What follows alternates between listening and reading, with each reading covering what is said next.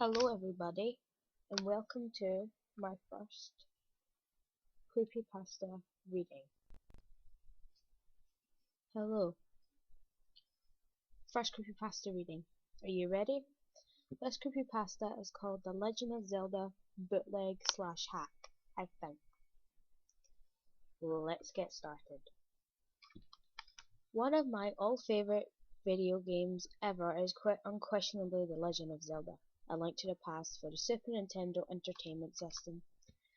Ever since I was a youngster, I'd play the hell out of it, collecting rupees, slaying bad guys, solving puzzles, you get the idea. And although I loved the game, I also thought it had a few bizarre and even frightening factors. Regardless, I still loved the game to death. In addition to being such an avid fan of the game, I'm also a fan of the retro video games. Nowadays, I just can't seem to enjoy video games the way I previously did. A lot of them nowadays are all cheap knockoffs of each other, like FPS games for instance. Anyway, as I said, I love old school games. I primarily played Nintendo as a kid. Unfortunately, I had broken my original Super Nintendo many years ago, and at the time, I had no idea how to download an emulator. I became upset because, even in my youth, I had loved an 8-bit and 16-bit video games. Nowadays, I can play or watch an old video game with the typing of a few keys and the click of a mouse. But there's one game that I would absolutely not play, even if it wasn't an old-fashioned gaming console: A Link to the Past. Luckily for me, I met a good friend of mine in the 8th grade. His name was Ray, and he was into video games, comics, and movies. He too was a fan of retro games and modern ones. But don't ask me why as to why he likes them. And he had a working SNES. About a few months back, Ray and I had finished a college semester and we wanted to celebrate. We both attended a community college and we were both majoring in difficult subjects, so it's only natural that we had a little fun in each hour of the 3 months. I inquired that we go over to his house and play a few classic games. So we did, and I couldn't wait to get my hands on A Link to the Past. The only problem was that Ray didn't have it. Regardless, we still played the hell out of all the classics: Super Mario World, Mortal Kombat, despite not having the blood we've come to know and love, Donkey Kong Countries 1, 2, and 3, Killer Instinct, Super Castlevania 4, I think, Super Mario World 2, Yoshi's Island, and all the 16-bit gems. But the urge to play A Link to the Past was still burning within me. The next morning, I suggested we go to a local comic book shop and we purchase a copy of it. He eagerly agreed. I'm not much into comics, but let me tell you, they had a treasure trove of comics, video games, action figures, posters, and various other paraphernalia. I can't read. I saw that they had an enormous library of NES games, along with Genesis, Atari 26,000, and Nintendo 64 games, and for sure A Link to the Past was among them. I scanned the shelf slowly with my index finger, and then voila, I found it. I pulled it off the shelf and took a look at it. There was a sticker underneath the sticker that displayed the game's title. It said, "Used," in all capital letters. In all honesty, I hate purchasing used products, especially something as cherished as this. But I tried to find another copy that didn't say anything, but to my chagrin, I could not.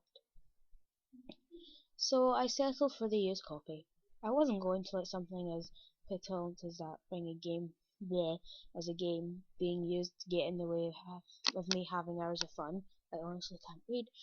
We both got to Ray's house and I popped it into the SNES cartridge slot. Before we began playing, he went downstairs to go snatch us some snacks and soda. I pulled the game out of the slot and examined the game's cartridge. It looked normal enough, no signs of damage, and it was in a fairly good condition. That is, when I turned it around, and the text on the back of the cartridge informing the player as to how to clean the cartridge and how to properly use it was written backwards. It was still legible if it was held up in a mirror, but why would anyone do that? And then I turned it around to inspect the front. There was no official seal of Nintendo on it, and that's when I thought, this might be a bootleg/pirated version of the game. The idea got me a little ticked off, since I wanted to play the original, but I decided I was jumping to conclusions too early. After all, I hadn't even played the game yet. So Ray came back, and I momentarily forgot about the backwards test and the lack of official seals, and I popped it into the console.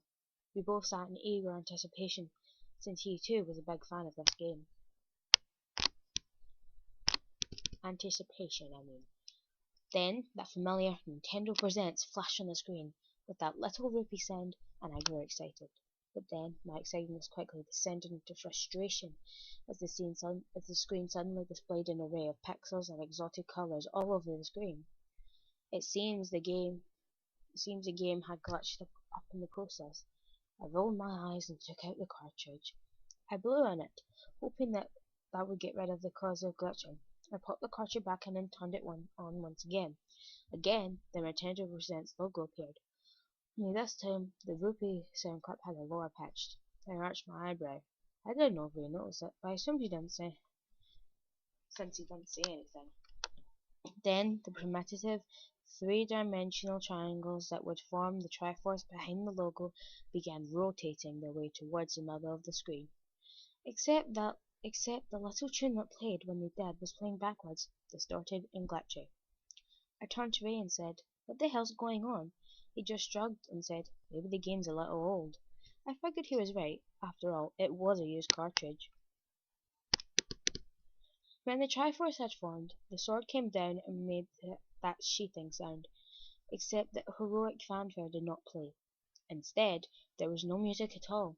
Interestingly, underneath the title where it's supposed to say "A Link to the Past," there was nothing but a mess of glitched pixels. Now this was getting weird. I pressed start, and everything was smooth on the file creation screen. I wrote down my name and started the game, but still there was no music to be heard. The familiar darkness and bird's eye view of the room came on, showing Link asleep in his bed and his uncle sitting at the table doing who knows what.